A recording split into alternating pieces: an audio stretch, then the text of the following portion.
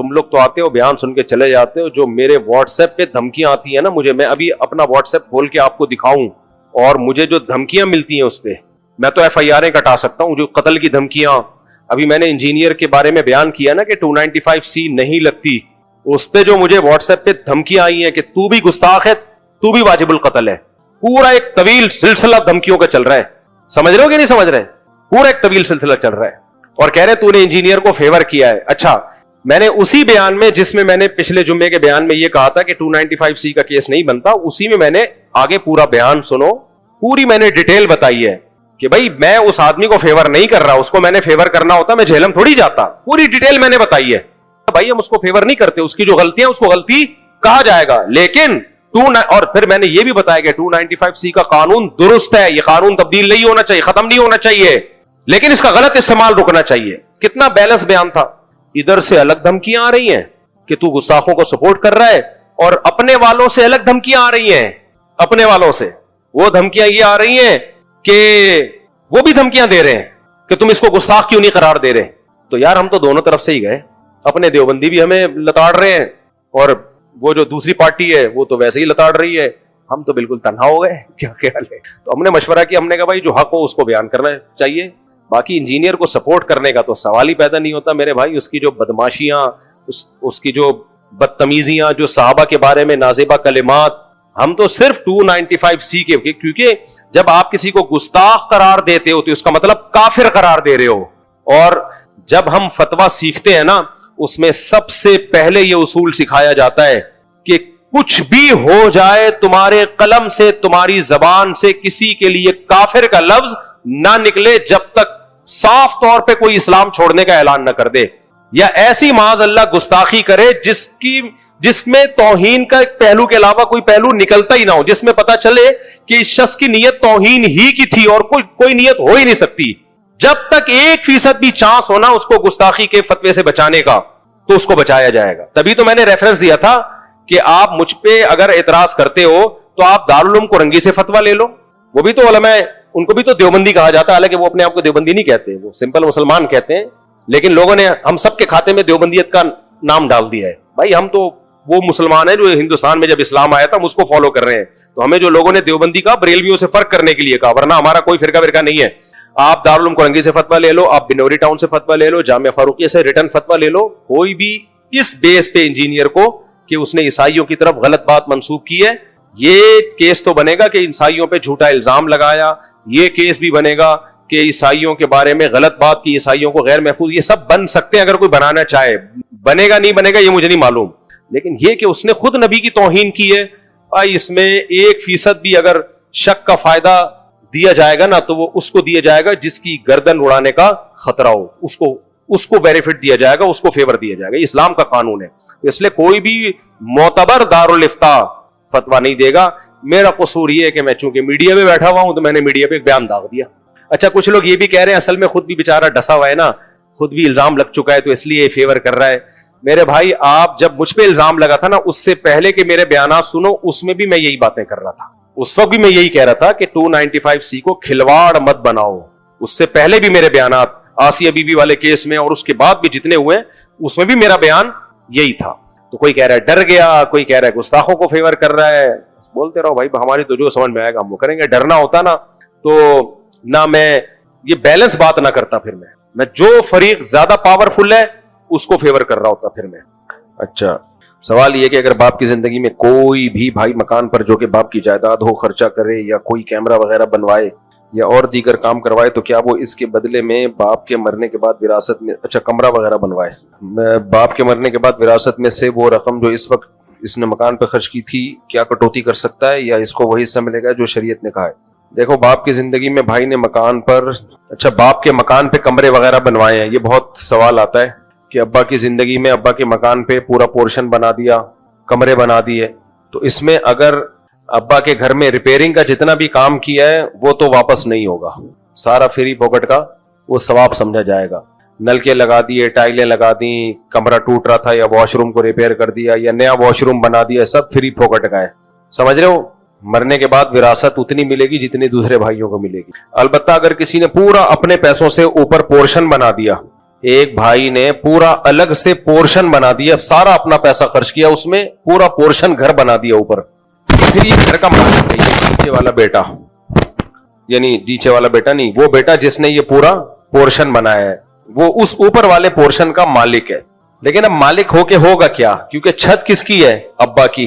تو یوں کہا جائے گا کہ اس لڑکے نے, اس بیٹے نے ابا سے چھت عاریتن استعمال کے لیے لی ہوئی ہے, اور ابا کی چھت پہ مکان بنایا ہے. کسی کی بھی چھت عاریتن استعمال کے لیے لی جا سکتی ہے نا, اس پہ آپ چارپائی ڈال کے بیٹھ جاؤ یا پورا گھر کھڑا کر کے بنا کے کھڑا کر لو اس پہ. تو عاریت کہتے ہیں استعمال کے لیے کسی کی چیز لے لینا.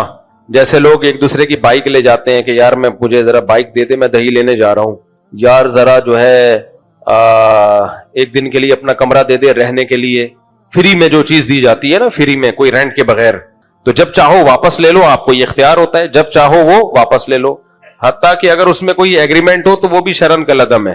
مثال کے طور پر آپ نے کسی سے بائک لی کہ یار مجھے ایک مہینے کے لیے اپنی بائک دے دے عاریتن.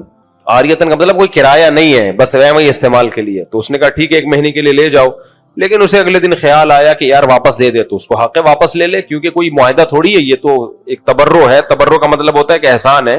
تو اب باپ کا گھر تھا نیچے کا, ایک بیٹے نے اوپر گھر بنا لیا, تو یوں کہا جائے گا شرعی طور پر کہ بیٹے نے باپ کی چھت کو بطور عاریت کے استعمال کیا ہے.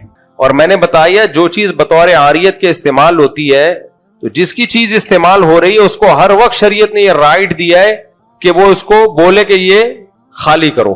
تو آپ کسی کے گھر کے اوپر بھی اپنے پیسوں سے پورشن بناتے ہو, تو گھر کے مالک کو یہ رائٹ ہر وقت ہوتا ہے کہ وہ آپ کو بولے ہٹا بھی اپنا پورشن, یہ ہر وقت اس کو یہ حق حاصل ہے. اس لیے جب پورشن بنایا کرو تو یہ سوچ سمجھ کے بنایا کرو کہ یہ نیچے والا جس کا گھر ہے اس کو یہ رائٹ ہے کہ وہ اوپر والے کو بولے کہ یہ خالی کر دو, یہ ہٹا بھی اپنا سارا ملبہ ہٹاؤ, یہاں سے لے کے جاؤ اس کو. تو جو نیچے کا مالک ہے, بشرطے کی ملکیت پہلے ہو اور گھر پھر آپ نے بعد میں بنایا ہو, تو اس کو یہ رائٹ حق حاصل ہے, کیونکہ اس کی چھت استعمال ہو رہی ہے. اب باپ کا جب انتقال ہو گیا تو اب سارے شرکا اس کے مالک ہو گئے نیچے کے پورشن کے. تو اب اصل مسئلہ تو یہی ہے کہ نیچے کے شرکا بولیں, ان کو یہ شریعت نے حق دیا ہے, وہ بولیں کہ بھائی یا تو تم یہ خالی کرو, یہ ملبہ اٹھا کے لے جاؤ سارا توڑ تاڑ کے, ہمیں ہماری چھت خالی چاہیے. تو اصل مسئلہ تو یہی ہے. لیکن چونکہ اس میں اوپر والے کا نقصان بہت ہوتا ہے, بعض چیزیں قانونی تو ہوتی ہیں, شرعاً جائز بھی ہوتی ہیں, لیکن مشورہ نہیں دیا جاتا اس کا. تو اب ہم فتویٰ جب اس کا لکھتے ہیں تو یہ لکھتے ہیں کہ سب شرکا کو یہ حق حاصل ہے کہ وہ یہ بولے کہ بھائی سے کہ تم یہ گھر تم خالی کرو, ہم یہ وراثت میں تقسیم نہیں کریں گے, ملبہ توڑ کے لے جاؤ, یا ملبے کی قیمت ہم سے لے لو اور یہ پورشن اب ہمارا ہو گیا. گھر کی قیمت نہیں بلکہ کس کی قیمت, ملبے کی قیمت, کیونکہ تم بھی ملبہ توڑ کے جاؤ گے تو ملبہ بکے گا نا, تمہارا ملبہ ہی بنتا ہے اب, تو ہم سے ملبے کی قیمت لے لو اور یہ گھر ہماری ملکیت میں دے دو. لیکن چونکہ اس میں نقصان بہت ہے اوپر والے کا جس نے پورا پورشن بنایا ہے, تو ہم جب فتویٰ لکھتے ہیں تو اس میں لکھتے ہیں کہ اصل تو یہی ہے. یہ اصل اس لیے لکھتے ہیں کہ اوپر والا چوڑے میں نہ آئے, وہ یہ سمجھے کہ اب جو بھی نیچے والے جس پہ بھی راضی ہو گئے نا وہ ان کا احسان ہوگا. اصل تو ان کو حق ہے کہ وہ مجھے کہے کہ توڑ تاڑ کے خالی کرو. تو اب دوسرا رائے یہ لکھی جاتی ہے مشورے کے طور پر, وہ یہ لکھا جاتا ہے کہ جس نے اوپر والے پورشن میں پیسہ لگایا, تو اب اس کو ہم اگر آپ توڑنے کا حکم دیں گے تو اس بھائی کا نقصان بہت ہے. تو صلہ رحمی کا تقاضا یہ ہے کہ اوپر والے کی پورشن کی کوئی قیمت لگا لی جائے اور اس کو وہ قیمت دے کے پورا بنا بنایا پورشن اس سے خرید لیا جائے اور پورے مکان میں شامل کر دیا جائے, اور پھر پورے مکان میں وراثت کو تقسیم کر دیا جائے. یا اس کے علاوہ کوئی اس سے ملتا جلتا کوئی بھی حل ہو تو وہ ہم 4-5 ان کو جو وارثین ہیں ان کو ممکنہ صورتیں لکھ کے بھیج دیتے ہیں کہ بہتر ہے اس پر, ان میں نہ نیچے والوں کا نقصان ہوتا ہے نہ اوپر والے کا نقصان ہوتا ہے. بھائی اصل مقصد تو یہ کہ نیچے والے کو بھی نقصان نہ ہونا, تو ایسی پھر ہم چند کنڈیشن لکھ کے دے دیتے ہیں, بھائی یا تو اس پہ عمل کر لو یا اس پہ عمل کر لو یا اس پہ عمل کر لو یا اس پہ عمل کر لو, اس میں دونوں کا کوئی نقصان نہیں ہے. اور پہلی صورت بھی جائز ہے کہ نیچے والے بولے خالی کر, تو جائز ہر جائز کام کرنے کا نہیں ہوتا, اس میں بیچارے کا بیڑا غرق ہو جائے گا. لیکن یہ لکھا اس لیے جاتا ہے کہ اس کو پتا چل جائے کہ اصل تو یہی ہے, لہذا وہ سلو پہ آسانی سے آمادہ ہو جائے گا کہ میرا گھر اگر بچ رہا ہے اور مجھے اس کی قیمت مل رہی ہے تو چپ چاپ کر کے لے لو, ورنہ وہ بڑی بڑی قیمتیں لگا رہا ہوتا ہے, میرے تو 6 کروڑ لگ گئے, میں تو 7 کروڑ سے کم نہیں لوں گا. تو ایسے بدماش کو بتایا جائے گا بھائی تیرا حق تو ملبے میں ہے, کسی اور کی زمین پہ چھت پہ تو نے گھر بنایا ہوا ہے, تو جس کی چھت ہے اس کو یہ حق حاصل ہے کہ توڑ تاڑ کے لے جا, تو پھر وہ انسان کا بچہ بنتا ہے, بولتا ہے جتنے مل رہے ہیں اتنا لے لو. وہ یہ ہو گیا میرے بوئی. اس لیے اوپر والے پورشن میں گھر بنانے سے پہلے نا کسی مفتی سے مشورہ لے لیا کرو. لوگ دنادن خرچ کر رہے ہوتے ہیں, بعد میں جب مسئلہ آتا ہے تو آنکھوں کے سامنے اندھیرا آنے لگتا ہے. تو جب تم کسی کی زمین پہ گھر, یہ لوگوں کی زمینوں پہ بھی لوگ گھر بنا رہے ہوتے ہیں. زمین جناب بڑے بھائی کی ہے, چھوٹے بھائی نے گھر بنا دیا اس میں. اب بعد میں دماغ مفتیوں کا بھی کھایا ہوا ہے کہ وراثت کیسے تقسیم ہوگی. وراثت ایسے تقسیم ہوگی کہ نیچے کے بھائی کی زمین ہے, تم نے اگرچہ اس کی اجازت سے گھر بنایا ہے تو بن گیا گھر, لیکن اس کو یہ ہر وقت حق حاصل ہے, وہ بولے میری زمین خالی کر, اپنا گھر لے کے جائے یہاں سے. تو نارمل حالات میں تو وہ یہ نہیں کہتا, کوئی قیمت طے کر لیتے ہیں, لیکن جب لڑائی ہوتی ہے تو پھر وہ یہ کہتا ہے, جب لڑائی ہوتی ہے جھگڑا ہوتا ہے پھر کہتا ہے ہٹا, پھر مفتی اسی کا ساتھ دے گا جس کی زمین ہے. نہیں آ رہی سمجھ میں بات. میرا نام محمد یوسف ہے اور میرے باپ کا نام. دیکھو یہ مالی معاملات میں نا بہت سیدھا رہنا چاہیے. میں نے پتا ہے کیا وصیت نامہ جو لکھا ہوا ہے میں بتاتا رہتا ہوں نا, تاکہ آپ لوگ کو بھی عبرت ہو. اب ظاہر ہے میں جب مروں گا تو اتنے پیچھے وارثین ہوں گے, تو ان کو جھگڑے سے بچانے کے لیے, حالانکہ مجھے امید ہے کوئی نہیں جھگڑے گا آپس میں انشاءاللہ, لیکن ہم تو پورا انتظام کریں نا. میں نے گھر کی چیزوں کا بھی لکھا ہوا ہے کہ کون سے گھر میں کس کی چیز کس کی ہے.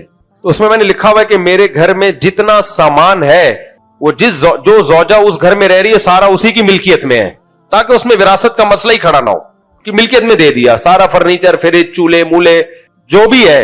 اب میں نے کیا قبر میں لے کے جانا ہے بھائی, جس زوجہ کا ہے وہ سارا فرنیچر اسی کا ہے. تو اب میں مروں گا تو بھائی اس میں تو وراثت ہے ہی نہیں, ہے تو گھر والوں کا ہے. وہ جب مریں گے تو پھر وہ ٹینشن, وہ میرے مرنے کے بعد جو بڑھتی ٹینشن ہے میرے اس سے کیا لینے دینا. ہمارے لیے تو الگ سے ٹینشن کھڑی ہوئی ہوگی آخرت میں کہ بخشش ہو جائے. یعنی وہ ٹینشن سے بچنا تو میرے بس میں نہیں ہے نا. میں تو یہی کر سکتا ہوں کہ میں جب مروں تو میرے مال میں کوئی جھگڑا نہ ہو. تو میں نے بتایا ہوا ہے کہ بھائی جب میں مر جاؤں, وصیت لکھی ہوئی ہے, جب میں مر جاؤں گا تو پہلے سے, مرنے کے بعد نہیں کہ میرے مرنے کے بعد یہ ان کا ہے, پھر یہ نہیں ہوتا. مرنے کے بعد تو پھر وراثت ہے, پھر وصیت باطل ہے ابھی سے. تو میں نے کہا میرے جس گھر میں جو بھی گھریلو سامان ہے وہ سارا کا سارا اسی زوجہ کو میں نے ابھی ملکیت میں دے دیا ہے. جو زوجہ جس گھر میں رہتی ہے وہ سارا سامان اس کو ابھی. یہ وصیت جائز نہیں ہے کہ میرے مرنے کے بعد وہ اسی زوجہ کا ہے, کیونکہ زوجہ تو وراثت میں حقدار ہوتی ہے, اور جو وراثت جس کو ملتی ہے اس کے لیے وصیت شرعن باطل ہوتی ہے. اس کے لیے آپ 1 روپے کی بھی وصیت نہیں کر سکتے کہ یہ اس کو دے دیا جائے. تو میں نے وصیت کی ہوئی ہے بھائی, میں مر گیا تو پہلے سے میں بتا دوں یہ ساری چیزیں میری ملکیت سے خارج ہیں. جتنی گھر میں چیزیں ہیں وہ سب گھر والوں کی ہے, سوائے اس کے کہ کوئی پیسے ویسے لاکر میں رکھے ہوئے ہوں یا کہ الماری میں, ایسا نہ وہ سب اٹھا کے ابھی صحیح لے لے. وہ پتہ چلا میں گھر میں گیا, شلوار کی جیب میں ہاتھ ڈالا, پیسے ہی نہیں ہے. گھر والوں نے کہا, آپ نے کہا تھا جو کچھ گھر میں ہے وہ سب.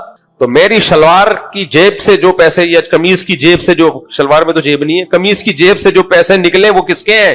وہ میرے ہیں. تو یہ اپنے لیے بھی آسانی رکھو, گھر والوں کے لیے بھی آسانی رکھو بھائی. تو یہ سب چیزیں پہلے سے لکھ کے رکھنی چاہیے, ورنہ اتنی کنفیوژن ہوتی ہے. زیور بھی ہے, جو بھی کسی کے پاس ایسا بنی کا ہے بھائی. ہاں سر میرے ذاتی کپڑے کس کے ہیں؟ وہ میرے ہیں, تاکہ میں عزت سے پہن تو سکوں نا. لوگ بولیں گے بیوی کی پاجامہ پہن کے گھوم رہا ہے, بیوی کی قمیض پہن کے گھوم رہا ہے, وہ پھر کیا عزت, ٹوپی جہیز کی ہے, ایسا نہیں ہے. یہ سب جو ذاتی چیزیں وہ میری ہیں. حتیٰ کہ ابھی کیا بتاؤں, زیادہ نہیں فری ہو مجھ سے. میرا نام محمد یوسف ہے اور میرے پاپا کا نام محمد وسیم ہے. میرے پاپا کو بھی دوسری شادی, پاپا کو کبھی دوسری شادی ابو کا کام ہے کرنا. پاپا دوسری شادی یہ ڈیڈی اور پاپا کا کام نہیں ہے, یہ ابو کا کام ہے. سمجھ رہے ہو, یہ دیسی لوگوں کا کام ہے, ڈیڈی پاپا. لیکن بعد ان کے پاپا ہیں, ان کو دوسری شادی کا شوق ہے. میری امی اور پاپا کی طلاق ہو گئی تھی, ہم 4 بہن بھائی ہیں. میری دوسری امی نے فارسی میں اپنا نام ڈلوایا ہے جبکہ اصل ماں کا نام ہوتا ہے. غلط ہے, بالکل حرام کام کیا. نہ باپ کی ولدیت چینج کرنے کی اجازت ہے, نہ ماں کا نام چینج کرنے کی اجازت ہے. اب ہوا یہ کہ ان کی والدہ کو ڈیورس ہوئی تو جو سوتیلی ماں کا نام ہے فارسی میں اوریجنل ماں کے خانے میں ڈال دیا. گناہ کبیرہ ہے. اوریجنل ماں کا نام ہمیشہ رہے گا, اوریجنل باپ کا نام ہمیشہ رہے گا. جبکہ اصل ماں کا نام ہوتا ہے, بڑی بہن کی شادی کے لیے فارسی میں سگی ماں کا نام چاہیے ہوتا ہے. تو باپ نے نادرا کے بہت لمبا خط لکھا ہے میرے بھائی. یار یہ تو آپ نے پورا لمبا چوڑا خط لکھ دیا. بہرحال نادرا میں نام چینج کروائیں اور جو بھی اس کی قانونی کاروائی یہ پوری کریں. یہ کبیرہ گناہ ہے, جائز نہیں ہے. اور جب بہن کی شادی ہو تو بھی اصل والدہ کا نام والے ڈاکومنٹس جمع کرائیں, اس میں جو ممکن ہے جتنا ممکن ہے کریں. مفتی صاحب مجھے آپ سے پوچھنا ہے کہ میرا دل کبھی نماز میں لگتا ہے اور کبھی نہیں, کبھی اچھا کام کرنے کا دل کرتا ہے اور کبھی نہیں. یہ انسان کی فطرت ہے, کبھی نماز میں دل لگتا ہے کبھی نہیں لگتا, یہ سب کے ساتھ ہوتا ہے. تو یہ دنیا میں کوئی ایسا ترم خان نہیں ہے جو ہر وقت اس کا نماز میں دل لگا رہے تو سب تو پھر سارے نمازی نہ بن جائیں. پھر تو جب دل لگے تو یہ اللہ کی نعمت ہے, نہ لگے تو اللہ کی طرف سے آزمائش ہے, اس میں دگنا ثواب ملے گا. تو ان چیزوں میں مت پڑو کہ دل لگ رہا ہے کہ نہیں لگ رہا. غلام کا کام ہوتا ہے جو ٹاسک اس کو دیا جائے اس ٹاسک کو وہ پورا کرتا ہے. آپ نے مزدور کو لگا دیا کنواں کھود دے, وہ کہہ رہے ہیں سیٹھ صاحب کبھی میرا دل لگتا ہے کنواں کھودنے میں, کل تو میں اتنا مزہ آ رہا تھا کنواں کھودنے میں, آج مزہ نہیں آ رہا. ایک دفعہ تو آپ اس کو تسلی کا جملہ کہو گے ہوتا ہے یار ہوتا ہے یار. پھر وہ کہہ رہے اب مزہ آ رہا ہے بہت زیادہ کنواں کھودنے میں. پھر اگلے گھنٹے کہہ رہا پھر میری بوریت سی ہو رہی ہے, دل نہیں لگ رہا. 2-4 دفعہ ایسا کرے گا آپ چماٹ مارو گے رکھ کے. بولے گا انسان کا بچہ بن کنواں کھود, جو تجھے کام لگایا نا وہ کھود, تیرا دل لگے نہ لگے جو کام ہے اس کو فوکس کر. دفتروں میں بھی ایسا ہی ہوتا ہے, آپ کمپیوٹر کے سامنے آ کے بھیجے باس سے کہہ رہا دل نہیں لگ رہا, 2-4 دفعہ بولے گے باس بولے گا بھائی میرے جو کام تجھے دیا ہوا ہے وہ کرے یار, جو چیک تجھے دیا ہوا ہے کیش کرانے کے لیے جا کے کرا کے آ. اسلام میں مذہب میں آ کے یہ سارے مسائل شروع ہو جاتے ہیں. نماز میں دل لگ رہا ہے, نماز میں دل نہیں لگ رہا, عبادت میں مزہ آ رہا ہے, دعا میں مزہ آ رہا ہے. نہیں بھائی مزہ آئے نہ آئے آپ نے کام جو اللہ نے ٹاسک دیا اس کو کیا کرنا ہے پورا کرنا ہے ایسی کی تیسی. تو یہی تو ہے عبادت. کسی نے اچھا بعض لوگ یہ بھی کہتے ہیں کہ ہمیں تو عادت پڑ گئی ہے نیکی کی, تو ہم یوز ٹو ہو گئے ہیں, اب تو وہ جذبہ ہی نہیں رہا, اب تو نماز کی عادت پڑ گئی ہے. ایک آدمی نے مولوی تھانوی سے کہا مجھے تو نماز کی عادت پڑ گئی, تو عادتن یہ کام کر رہا ہوں عادتن, وہ جذبہ تو ہے نہیں. انہوں نے کہا اگر اچھے کام کی عادت پڑ جائے تو کیا برائی ہے اس میں؟ صحیح ہے نا, یہ تو خوش ہو یار اچھے کام کی عادت پڑ گئی ہے. لوگوں کو چرس پینے کی عادت پڑ جاتی ہے, شراب پینے کی عادت پڑ جاتی ہے, تجھے نماز کی عادت پڑ گئی ہے. سبحان اللہ. ایک موٹیویشنل اسپیکر ہے, اچھی باتیں کرتے ہیں, لیکن ایک بات انہوں نے عجیب و غریب کی کہ بچے کو جب آپ کوئی اچھا کام کروا کے انعام دیتے ہو تو بچے کو انعام کی عادت پڑ جاتی ہے اور پھر وہ بغیر لالچ کے کام نہیں کرتا.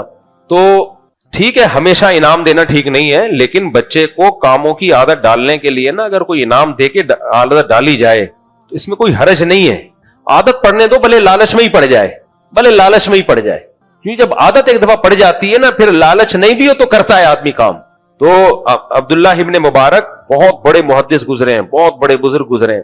یہ عربی کے بہت بڑے عالم تھے, عربی زبان کے, شاعری بہت جاندار, محدث فقیہ. تو ان کے والد نے بچپن میں ان کو جو دین کا علم سکھایا ہے نا وہ جنت کی لالچ میں نہیں پیسوں کی لالچ میں سکھایا ہے. ان کو ان کے والد کہا کرتے تھے عربی کا ایک شعر یاد کر لو 1 درہم دوں گا, جیسے 1 روپیہ دوں گا. تو کہتے تھے میں لالچ میں ایک شعر یاد کرتا تھا, 1 روپیہ ملتا تھا. ایسے پیسوں کی لالچ میں کہتے ہیں میں نے اتنی شاعری عربی کی یاد ہو گئی کہ خود شاعر بن گئے, عربی زبان کے ماسٹر بن گئے. پہلے زمانے میں تو یہ عربی سیکھے بغیر تو کوئی مانتا ہی نہیں تھا نا.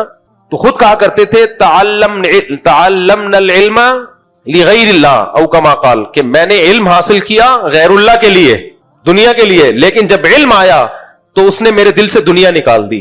سمجھ میں آ رہی ہے بات؟ یعنی علم حاصل کیا تو بچپن میں لالچ تھی, پیسے ملتے تھے, لیکن جب علم آ گیا نا تو اس علم نے پیسوں کی لالچ بولو نکال دی. یعنی جب علم آ گیا نا ایک دفعہ تو اس نے تو دنیا کی محبت نکال دی. تو علم آئے گا تو پیسوں کی لالچ بچے سے خود ہی نکل جائے گی, لیکن آنے تو دو, کسی بھی طرح سے آ جائے بھائی, بھلے پیسوں کی لالچ دے کے آ جائے. بچے جنت کی لالچ میں کم آتے ہیں اور ٹافی کی لالچ میں زیادہ آتے ہیں. ان کو جنت سے سمجھاؤ گے ان کو سمجھ میں نہیں آئے گا. ان کو تو یہی ہے کہ تھوڑا بہت کچھ پیسے ویسے دے کے کسی بھی طریقے سے اچھے کام کی عادت ڈال دو ان کو. اب بہت زیادہ نہ دیا کرو, پھر گٹکے کھانا شروع کر دیتے ہیں وہ.